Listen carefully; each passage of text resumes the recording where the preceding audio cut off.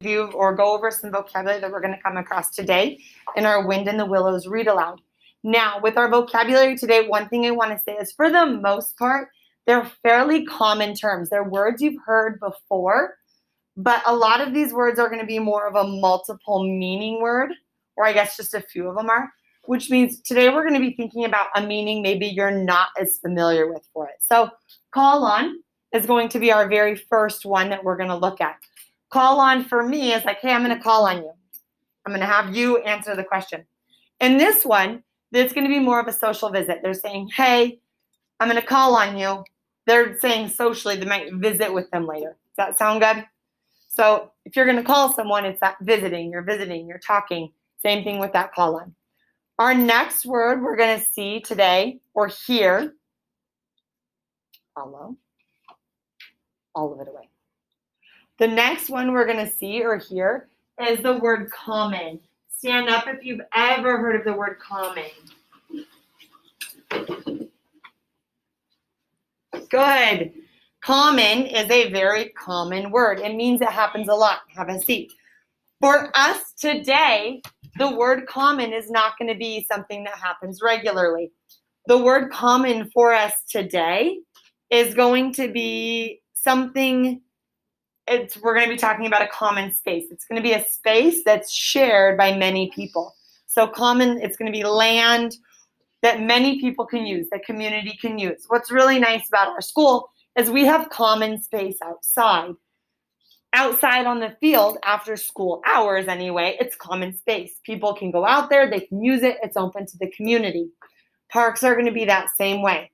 There are some neighborhoods that have just a little bit of area that might be used for more people as well. My neighborhood, if you go around the block one area, there's just this big spot of land that looks like it should have a house, and it's not. It's a common area. It's a space that eventually they'll put grass and everyone can use. Sound good? The next word we're going to have, and maybe you've heard it again, is the word mended. Stand up if you've heard the word mended.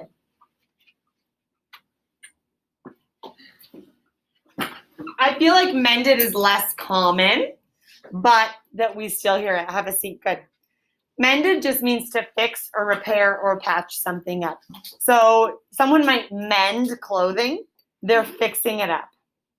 Sometimes when you have a fight with a friend, you need to mend your relationship and fix that friendship as well. So sometimes it is very physical where you're going in and you're fixing clothes. Sometimes it's just a connection between something and you need to mend it that way. Our next word is the word possessed. How many of you have word possessed or possess? Like I'm going to possess something.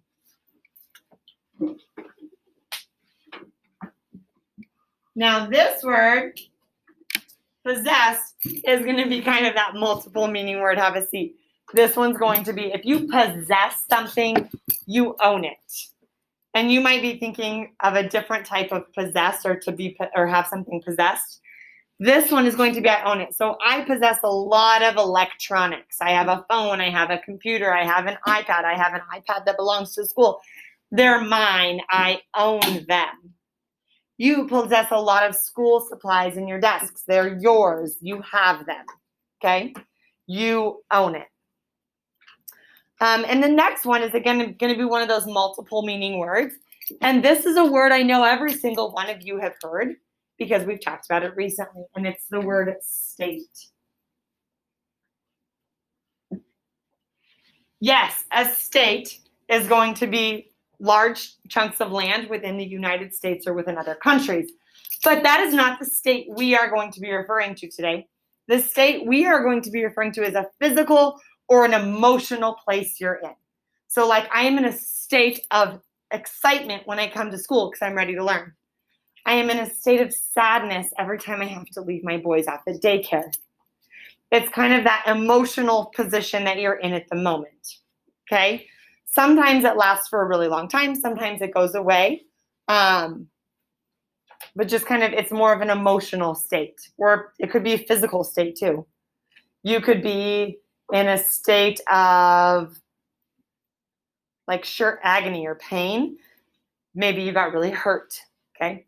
So how we're referring to that state today is not a chunk of land, but more the emotional side of something.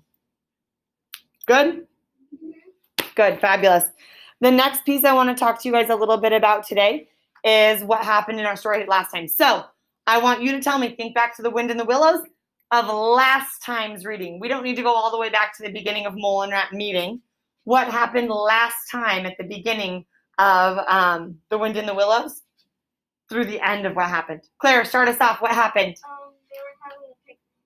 Okay, great. Mole and Rat are having a picnic. What happens following? Ray. Their boat tipped Good, so they're having a picnic. Before, Ray said the boat tipped over. Before the boat tips over, though, a lot of good events happen. What happens between the picnic and the boat tipping over? Viola. That otter comes. Good, Otter comes. Who else comes? Badger. And Badger come. Very good. Do they stay long? No. Nope, like that, they're off again. Then we get to that point that they get in the boat. And Toad. Oh, Toad came too. Thank you, Charlie. We also see Toad. They get back in the boat, and then that's when the craziness happens. It tips over. Tell me a little bit about that boat tipping over. Grayson. Mole got jealous of Rat, and he just took the sticks and started trying to row it himself. Great. Mole is jealous of Rat. He takes the oars or the sculls, and he starts to row it himself. And what happens, guys? Flips it over. And Rat is furious at Mole, right? No. No, he's not furious. He what? What happens? He laughs at him. He's like, hey, no big deal. What happens at the very end of our reading from the other day? Chloe. He takes him to his house. Who takes who to his house? Rat takes Mole to his house and feeds him dinner and gives him a robe and Good. Takes him to his house, or Rat takes Mole to his house, feeds him dinner, gives him a robe. They sit by the fire, they warm up, and he goes to bed at his house, right? Are they friends or not friends? Friends, we see a lot of that starting to form in this, and that gets me to my next piece we're going to talk about today, and that's going to be the idea of theme. How many of you have ever heard that word theme before? Fabulous. Theme is going to be what we're going to focus on today.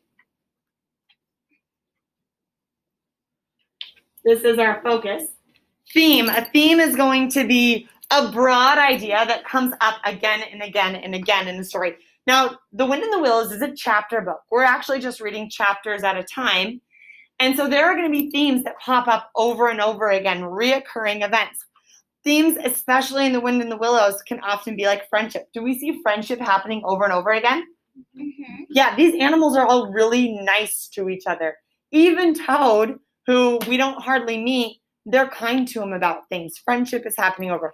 Loyalty. Do you guys know what loyalty is? Mm-hmm. Loyalty is when someone can count on you no matter what. There's a lot of loyalty. That's a theme from this. We also have responsibility. I know you know what responsibility is. But also, we're going to start to see, and we might have already seen it a little bit, some irresponsibility. So friendship, loyalty, responsibility, and irresponsibility are four themes that kind of pop up throughout this. They're showing up over and over and over again.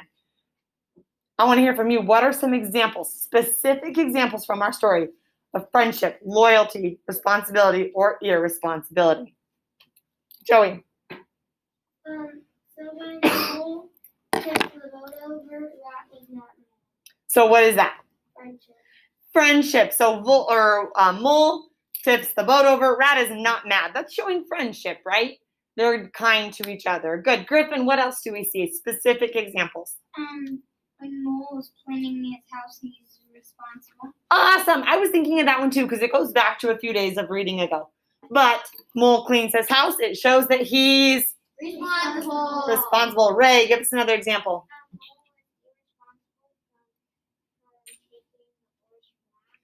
Perfect. So maybe some irresponsibility showing up when Mole gets a little jealous and he grabs those oars from Rat and he starts to take over, right? Maybe that's not very responsible, especially since Rat already kind of gave him a warning.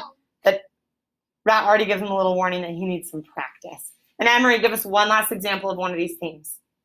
It's not one, but I think Mole has more fun with Rat instead of cleaning his house. I think so too. But when you have fun with someone and you're enjoying your time with them, what theme could that go into or that we've talked about? Friendship, right? So just showing that time together and the events that they're creating and the fact that they're getting along during these times is showing that friendship. So even though, Emery, you might not have thought it fit in there right away, it does. It just kind of fits a little